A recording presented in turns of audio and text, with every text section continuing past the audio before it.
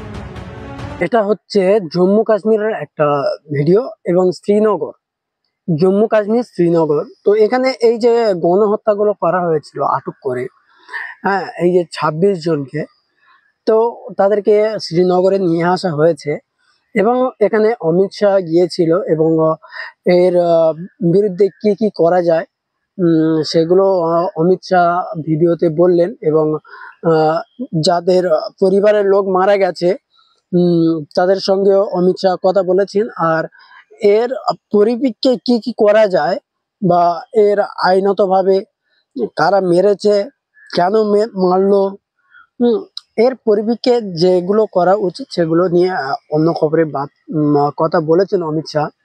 তো সে যাই পারা হোক, আমি বলছি এটাই যে আমার কথা হচ্ছে এটাই, এই যে 26 জনকে জঙ্গি হামলায় মারা হলো, 26 জন মরেছে, আরো কতজন নিহত হয়ে আছে সেটা পরের কথা, আহত হয়ে আছে।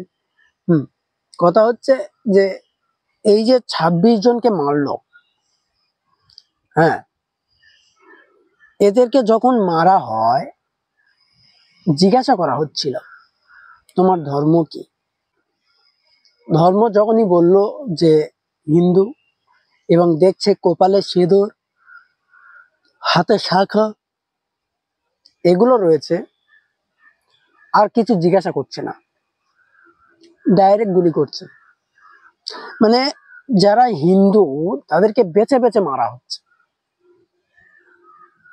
বিষয়টা আশ্চর্য ব্যাপার না? বরং এতে আমার মনে হয় যারা এই কাজগুলো করছে, আমার হিসাবে একদিক দিয়ে ঠিক করছে আর একদিকে বিঠিক করছে। এবার প্রশ্ন তোমাদের এটাই জাগতে পারে যে ঠিক কোন দিক দিয়ে করছে, কি ঠিক করছে। দেখো, এই যে ইন্ডিয়াতে ওয়াকফ বিলটা চালু হয়েছে, ইন্ডিয়ার যে ওয়াকফ বিল চালু হয়েছে এবং মুসলিমদের উপর যে নির্যাতন করা হচ্ছে এবং মুসলিমদের যে মসজিদ ভাঙা হচ্ছে, তারপর ওদের মাদ্রাসা এবং কবরস্থান দখল করে নেওয়া হচ্ছে, এগুলো অনেক মুসলিম সহ্য করতে পারছে না। ডাইরেক্ট এসে হামলা করাটা কিরকম আর পিছন থেকে হামলা করাটা কিরকম। ডাইরেক্ট এসে যখন কাউকে অ্যাটাক করবে,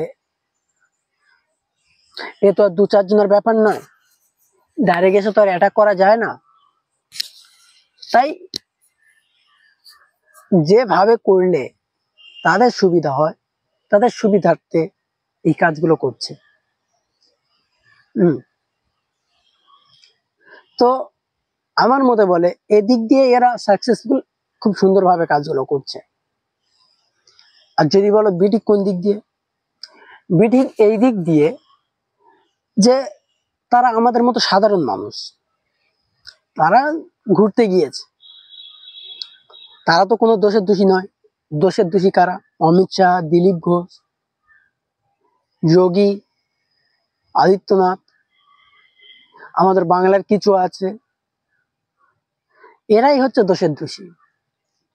তাহলে যদি কিছু করতে হয় এদেরকে করো, তাই না? এদেরকেই করো, এদের তো আর করতে পারছে না। তাই যেদিক দিয়ে করার সুবিধা তারা সেদিক দিয়েই করছে। মোদি তো ভারতবর্ষে ছিলেন না, তিনি সৌদি সফরে গিয়েছিলেন।